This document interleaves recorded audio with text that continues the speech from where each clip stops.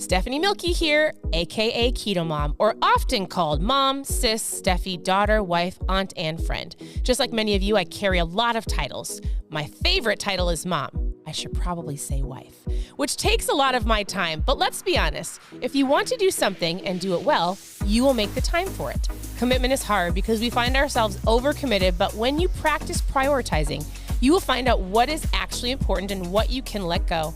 With the Keto Mom podcast, you will learn together how to manage our time, commit to the most important things in life, and I will equip you with the tools you need to feel qualified each step of the way. My name is Stephanie Milky, and welcome to the Keto Mom Secrets podcast.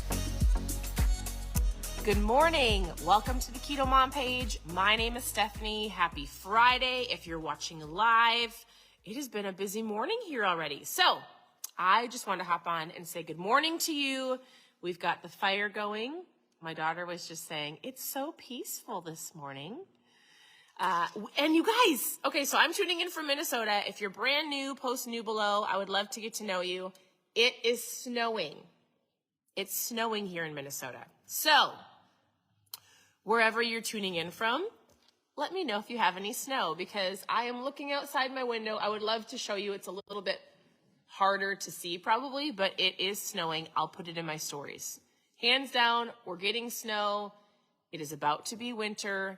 The fireplace is on. Good morning. I'm guessing, Patricia in Texas, it is not snowing. So here's what I'm going to do on this lovely Friday.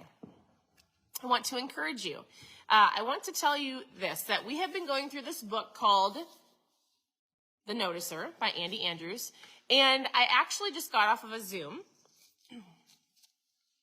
with a girl in Australia. And we were doing a Zoom this morning talking about business and talking about how to share ketones. Like we were talking about specific things, but she said, she goes, I took 3 months off because when life happened and these last 2 years happened, like I just needed a mental break. I needed to gather myself. I needed to, you're tuning in from Singapore. I love it. You don't get snow at all, ever? You should come stay with me for a little bit. We get a lot of snow. Like all you will see is white for the next 5 months or longer till next March and even longer. All right. So, oh my goodness, you guys, stop it. It's still summer where a lot of you are at. All right.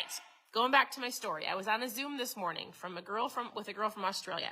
And as we were talking about business, the conversation came up about mental health and how she just needed to gather herself and work on her mindset, right? And it's interesting because my parents work in the medical field.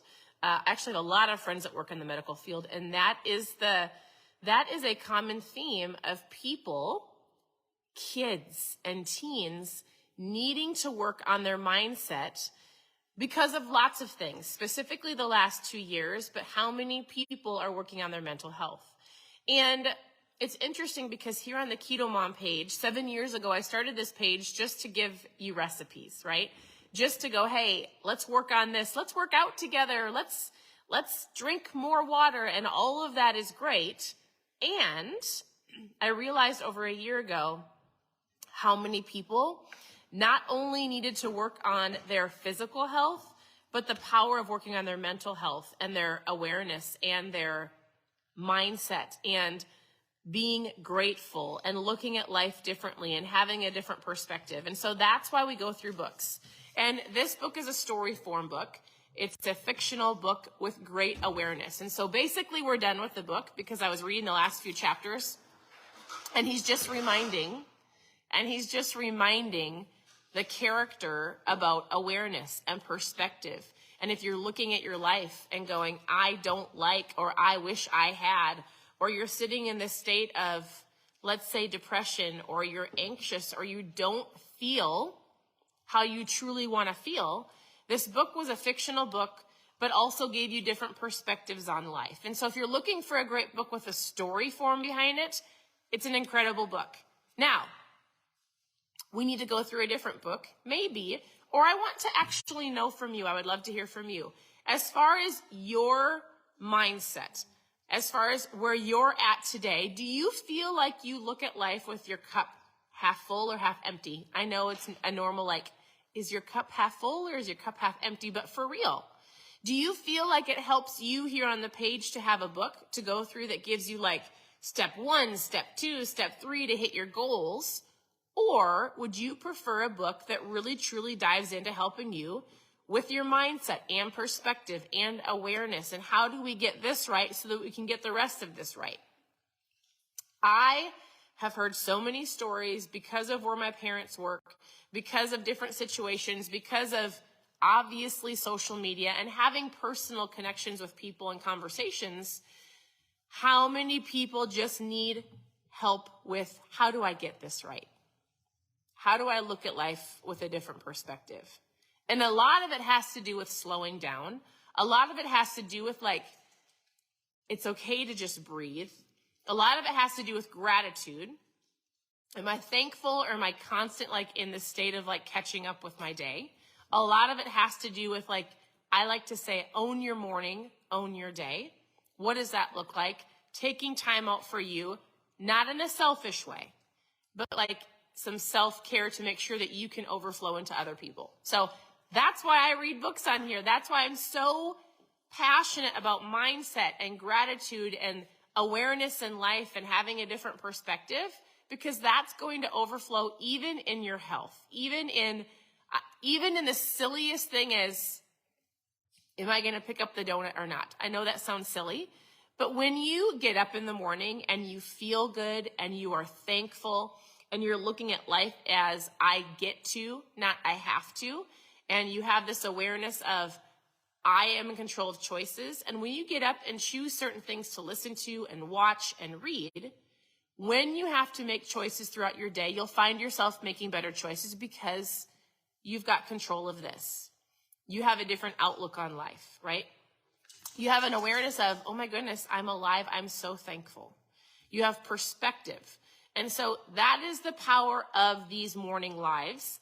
That is the purpose of these morning lives, is to help you and other people, so many people that are dealing with this mental block or non-gratitude, or they just don't know why they feel sad. That's it, right? Because a sad person most likely doesn't make the right choices throughout the day to get them to truly where they want to go. But somebody who has a grateful heart, somebody who is happy, somebody who knows how to get up, and even if the day isn't going the way they want it to, knows how to switch it, will then make better choices throughout the day. That's it.